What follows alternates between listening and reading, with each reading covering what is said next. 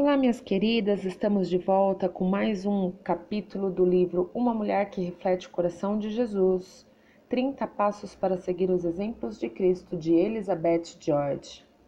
Hoje nós estamos no 21º dia e estaremos falando da característica de como ser puro como nosso Senhor Jesus. Eu sinto muito, mas estou rindo só de pensar na palavra puro. Isso porque ontem mesmo tive de tirar um pote de 2 litros de calda de bordo da minha geladeira para dar espaço para outra coisa. Ver e tocar esse recipiente gigante de calda disparou a minha memória quando eu o adquiri. Eu estava em Maine visitando a minha filha e sua família, e saímos de carro numa viagem que levaria um dia. Por muitos quilômetros ao longo da estrada vimos placa após placa anunciando a calda de bordo adiante. Na minha casa, quando criança, os meus pais faziam a sua própria calda de bordo, sempre a melhor. Então eu mal podia esperar para comprar calda de bordo verdadeira, de um estado coberto por árvores de bordo. Finalmente chegamos ao mercado à beira da estrada e era inacreditável a quantidade de tipos de calda de bordo. Como que eu conseguiria decidir qual comprar? Então descobri a única marca que dizia no rótulo, calda de bordo 100% pura. E você já adivinhou, foi essa mesmo que eu comprei. Que pena que eu não pensei como que eu levaria esse pote gigante de calda de bordo no avião de volta para Seattle, em Washington. Quando você ouve as palavras puro ou pureza, o que vem à sua mente? Lamentavelmente, não é a qualidade da comida que compramos. Em nossa sociedade, a maioria das pessoas pensa em pureza sexual. Mas a pureza tem um significado mais amplo que aplicam à nossa mente e ao nosso espírito. Pureza significa basicamente que nada é adicionado ou tirado de uma pessoa ou objeto, tais como ouro ou cores de tinta. Em nossa sociedade, a pureza se tornou um conceito estranho e de outro mundo. Não é verdadeiro, ou algo foi adicionado ou tirado de praticamente tudo o que conhecemos, usamos e consumimos hoje. Mas há uma coisa, ou eu deveria dizer, uma pessoa a quem nada foi adicionado ou de quem nada foi tirado por toda a eternidade. Essa pessoa é Deus. Ele é o único ser eternamente puro e imutável de todo o universo. Deus está totalmente separado da sua criação. Ele é inigualável, é como Moisés escreveu em Êxodo 15:11. Quem entre os deuses é como tu, ó Senhor? Quem é como tu, poderoso em santidade, admirável em louvores, capaz de maravilhas? Deus é absolutamente puro e absolutamente bom, porque Ele é santo. Portanto, Ele é intocado, é imaculado pelo mal do mundo. Como tal, Ele não pode, de forma alguma, participar do pecado e do mal. O profeta Abacuque descreveu a pureza de Deus no livro de Abacuque 1:13, que diz assim: tudo que é tão puro de olhos, que não podes ver o mal e não podes contemplar a maldade. A perfeição de Deus é o padrão para o nosso caráter moral e a motivação para as nossas práticas religiosas. Deus é perfeito e um padrão semelhante é esperado daqueles que o adoram. Mateus 5:48. Os crentes são chamados a serem como Deus. Por toda a Bíblia se repete que os crentes devem ser como Deus. Como filhas de Deus, devemos ser como nosso Pai, refleti-lo e representá-lo. Então, como Ele, devemos ser santas, o que significa ser puras. Isto é o que o Senhor Deus falou aos filhos de Israel. Levíticos 11:44. Santificai-vos e sede santos, porque eu sou santo. Devemos buscar a mesma santidade que é a base da natureza do próprio Deus. Agora a grande pergunta é: como?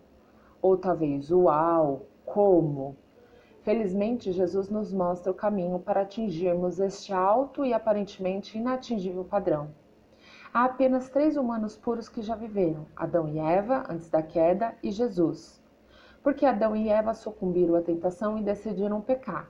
Jesus é o único padrão pelo qual devemos medir a nossa conduta humana, e isso inclui a pureza e a santidade. Jesus nos fala o que é perfeito e puro e vive dessa forma para podermos ver como deveríamos reagir à sua pureza e à santidade. Observe a reação das pessoas a seguir quando se deram conta da pureza e da santidade de Jesus. Afasta-te de mim, porque sou um homem pecador. Pedro e alguns outros discípulos foram seguidores de Jesus desde o início de seu ministério.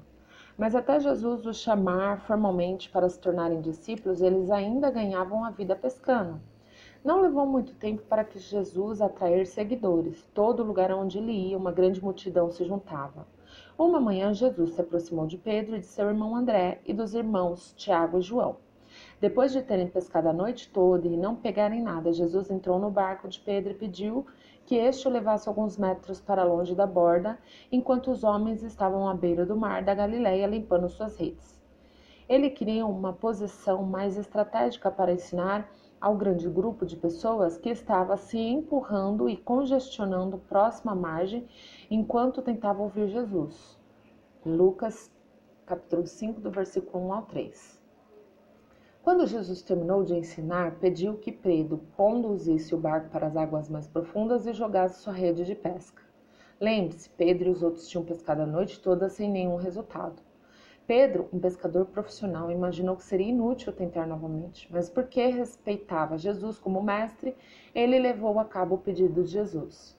Milagrosamente, Pedro e os outros pescadores pegaram tantos peixes que as suas redes estavam rompendo e os barcos afundando. De repente, Pedro reconheceu Jesus como Messias e prostrou-se aos seus pés, dizendo: Afasta-te de mim, Senhor, porque eu sou um homem pecador. O profeta Isaías teve uma reação semelhante quando teve uma visão de Deus. Ele exclamou: Ai de mim, estou perdido, porque sou um homem de lábios impuros e habito no meio de um povo de lábios impuros. E os meus olhos viram o Rei, o Senhor dos Exércitos. Isaías 6:5. Pedro não teve nenhuma visão, mas reconheceu a verdadeira identidade de Jesus por meio do milagre que havia acabado de ocorrer, e instantaneamente teve ciência da santidade e da pureza inerentes de Jesus. Essa revelação tornou Pedro dolorosamente consciente de sua própria pecaminosidade e fez que ele caísse aos pés de Jesus e confessasse o seu pecado. O que você pensa a respeito de Jesus? Você o considera simplesmente um grande mestre? Um profeta? Um homem bom? Um líder poderoso? A maioria das pessoas gosta de ler as histórias de Jesus, mas nenhuma dessas perspectivas sobre Jesus mudará sua vida de forma radical de dentro para fora. Razões como essas não a levarão a reconhecer as suas impurezas e o seu pecado. Abra os seus olhos e o seu coração. Veja Jesus por quem ele é. Ele é santo. A sua pureza começa quando você reconhece a sua pecaminosidade, assim como a inocência e a santidade de Jesus, e escolhe buscar para si mesma a pureza que somente Jesus pode oferecer. Pedro reconheceu Jesus como Deus e caiu de joelhos em adoração e confissão. Agora, note a variedade de reações de outras pessoas de várias esferas profissionais. Judas. Quando esse discípulo viu a horrível injustiça que havia infligido a Jesus ao traí-lo por dinheiro, ele tentou devolver as 30 moedas de prata que lhe foram pagas. É como ele explicou ao sumo sacerdote e aos anciões: pequei traindo sangue inocente. Mateus 27:4. Lamentavelmente, Judas nunca se arrependeu e acabou se enforcando. A reação de Judas foi de desespero. A esposa de Pilatos. Enquanto Pilatos, o governador romano, presidia o julgamento de Jesus, algo um tanto maravilhoso ocorreu. A esposa de Pilatos lhe enviou uma mensagem dizendo: Não te envolvas na questão desse justo, porque hoje em sonho sofri muito por causa dele. Mateus 27:19. A esposa de Pilatos via Jesus como um homem justo, um homem que era moralmente correto e honesto. E ela queria que o seu marido não tivesse nada a ver com a condenação dele. A reação dela foi de evitar a Jesus. O ladrão na cruz. 2 ladrões foram crucificados ao lado de Jesus. Um deles foi condenado por todo o ocorrido. Ele viu como os líderes religiosos zombavam de Jesus e o rejeitavam. Mas o outro ladrão teve uma reação diferente. Ele admitiu que merecia morrer por causa do que havia feito de errado. Ele testificou da inocência de Jesus, dizendo: Este homem não fez mal algum. Lucas 23:41. Então disse Jesus: Lembra-te de mim quando entrares no teu reino. Jesus lhe respondeu: É verdade, te digo, que hoje estarás comigo no paraíso. Versículo 42 e 43. O ladrão reconheceu a integridade e a santidade de Jesus e reagiu em fé. É verdade, este era o Filho de Deus. Se eu fosse escrever um romance biográfico, provavelmente descreveria a cena da crucificação como algo mais ou menos assim. O dia começou com os afazeres de costume para o centurião e os seus homens ao irem trabalhar. Lamentavelmente, o trabalho deles incluía escoltar prisioneiros condenados ao lugar em que deveriam ser executados pela a mais dolorosa das mortes, a crucificação. O serviço deles não era julgar, apenas cumprir o veredito de outros. Nesse dia, eles conduziram 3 homens para serem executados, mas algo incomum estava prestes a acontecer nesse dia peculiar. Um dos prisioneiros era diferente, seu nome era Jesus, e o seu único crime era ser rei dos judeus. Depois de todos os julgamentos, exames e interrogatórios, esse era o único crime de Jesus. A sua pureza como sacrifício perfeito foi novamente afirmada. Os soldados assistiam conforme os eventos começaram e se desdobrar. Caíram trevas, túmulos se abriram ao redor deles e os mortos saíam, e até na morte de Jesus parecia ser diferente. Esses soldados brutos e cruéis puderam chegar a apenas uma conclusão. Mateus 27:54. O centurião e os que com ele vigiavam Jesus, vendo o terremoto e as coisas que aconteciam, ficaram aterrorizados e disseram: é verdade, este era o Filho de Deus. Enquanto os líderes religiosos celebravam a morte de Jesus, estes homens pagãos reconheceram a sua inocência. Eles reagiram às coisas extraordinárias que estavam acontecendo. Eles observaram as reações incomuns de Jesus e sofrimento e a morte. Como resultado, foram os primeiros a proclamar Jesus como Filho de Deus depois de sua morte. O centurião e aqueles que estavam com ele reagiram com temor. E eles estavam certos de ficarem com medo. Eles tinham acabado de testemunhar algo terrível e aterrador. Lamentavelmente, os soldados reconheceram Jesus como Filho de Deus, ainda que não tenham reagido em fé. Se você é um crente em Jesus, o medo não é uma reação que ele quer de você. Jesus deseja o seu amor, a sua adoração e a sua obediência e a sua pureza.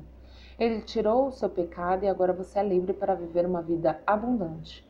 Agradeça-lhe e louve com todo o fôlego.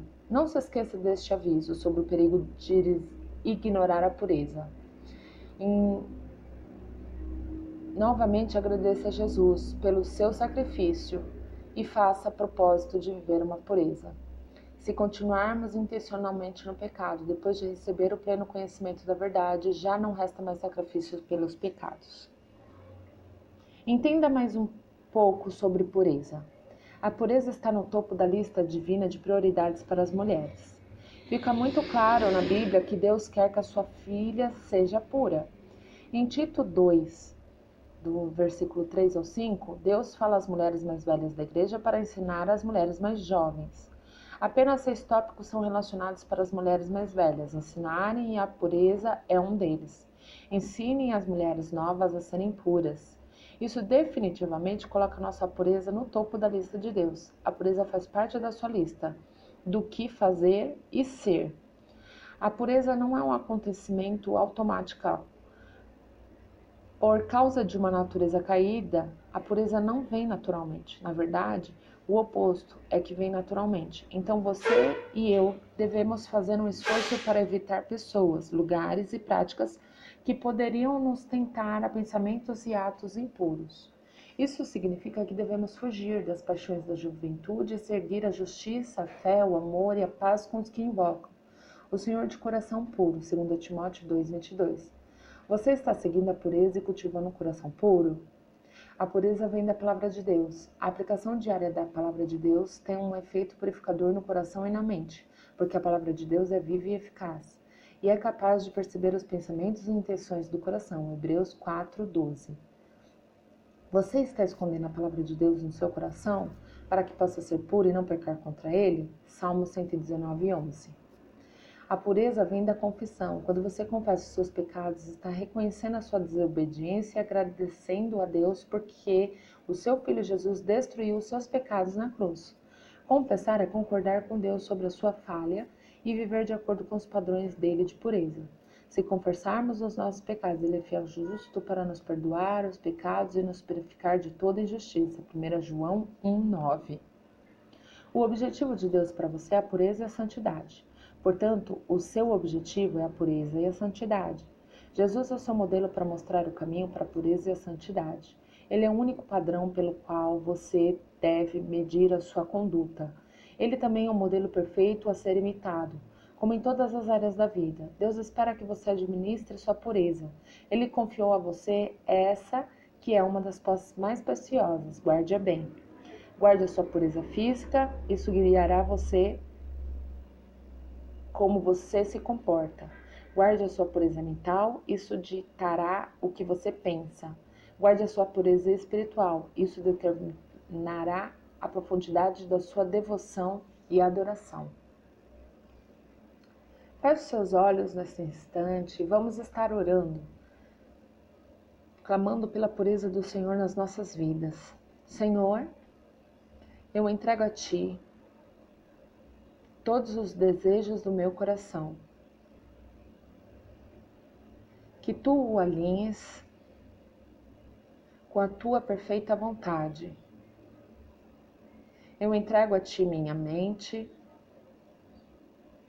que ela seja cheia de pensamentos